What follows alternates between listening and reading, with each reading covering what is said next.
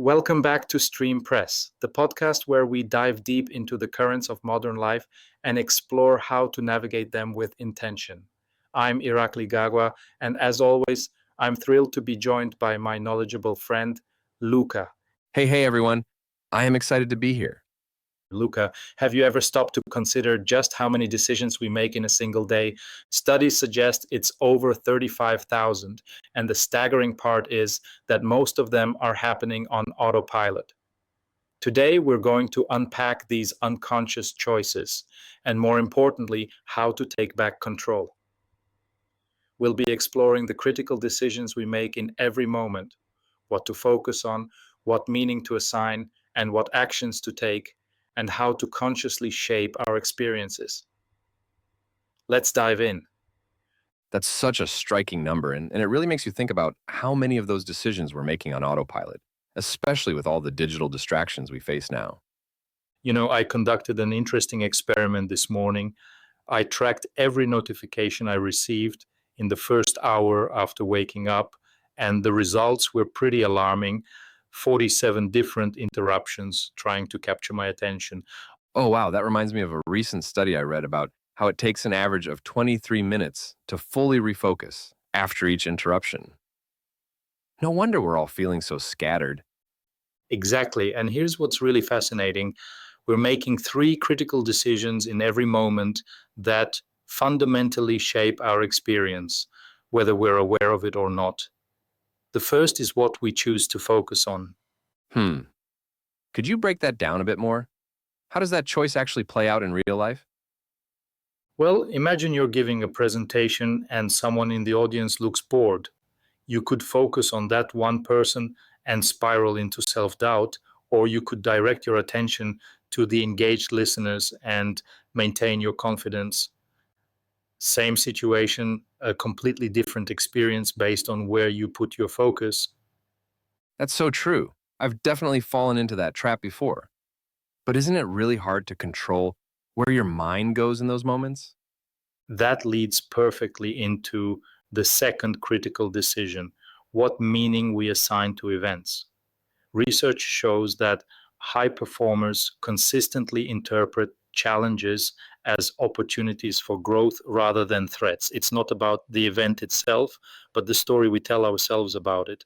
That reminds me of a fascinating study where they found that students who viewed stress as performance enhancing actually performed 30% better on tests than those who saw it as debilitating.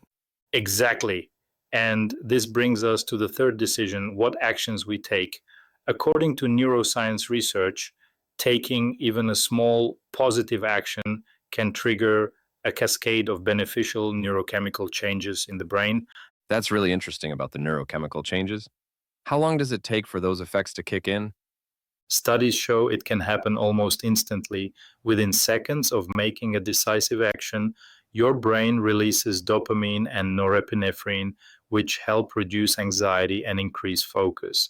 But here's the catch. Most people never realize they're making these choices at all. Well, that explains why so many of us feel stuck in reactive patterns.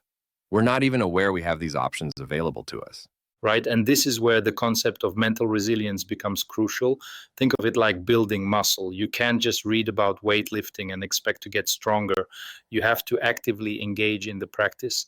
That makes sense, but how do we actually build that mental resilience in practical terms? Research shows three key practices make the biggest difference. First, intentional focus training, spending just 10 minutes a day practicing directed attention. Second, regular pattern interruption, consciously breaking automatic responses. And third, what psychologists call implementation intentions, planning specific responses to challenging situations in advance. Those sound like really practical strategies. I've noticed that even small changes in how I approach challenges can have surprisingly big effects. Absolutely. And the data backs that up. Studies show that people who consciously practice these skills report a 40% reduction in stress levels and a 35% improvement in decision-making confidence within just 8 weeks. Those are impressive numbers. It really shows how much power we have to shape our experience when we make these choices consciously. And here's what's particularly fascinating. This isn't This isn't just about individual well-being. Research from organizational psychology shows that teams led by people who practice conscious decision making are 23% more productive and report 31% higher job satisfaction. That makes so much sense. Our individual choices create ripple effects that impact everyone around us. Looking at the bigger picture, we're living in an age where the average person is exposed to more information in a day than someone in the 15th century encountered in their entire lifetime. Our ability to make conscious choices about what we let in and how we respond has never been more critical. Well, this conversation has definitely made me think differently about all those notifications on my phone. I'm starting to see them as choice points rather than demands for attention. That's exactly the kind of perspective shift we're talking about. Remember, every moment presents these three choices: what to focus on, what meaning to assign, and what action to take. The power lies in becoming aware of these choice points and engaging with them consciously. I think I'm going to start with something simple. Like you said, even small actions can trigger those positive neurochemical changes. That's the perfect approach. After all, research shows that trying to change everything at once typically leads to a 92% failure rate, while focusing on one small change at a time has an 80% success rate. It's not about perfection, it's about progress. Well, Luca, this has been an incredibly enlightening conversation. I think we've both walked away with a renewed understanding of the power we hold in each moment. Absolutely, Irakli. The idea that we can consciously choose our focus, meaning, and actions is truly empowering. It's not about being perfect, but about being present and intentional. Exactly. And to our listeners, remember that every notification, every interaction, every moment is a choice point. Start small. Focus on one intentional change at a time, whether it's practicing directed attention for 10 minutes or consciously interrupting an automatic response. And remember, even those small actions can trigger powerful neurochemical changes. It's about building that mental resilience, like strengthening a muscle, one rep at a time. Thank you, Luca, for sharing your insights. And thank you, listeners, for joining us on Stream Press.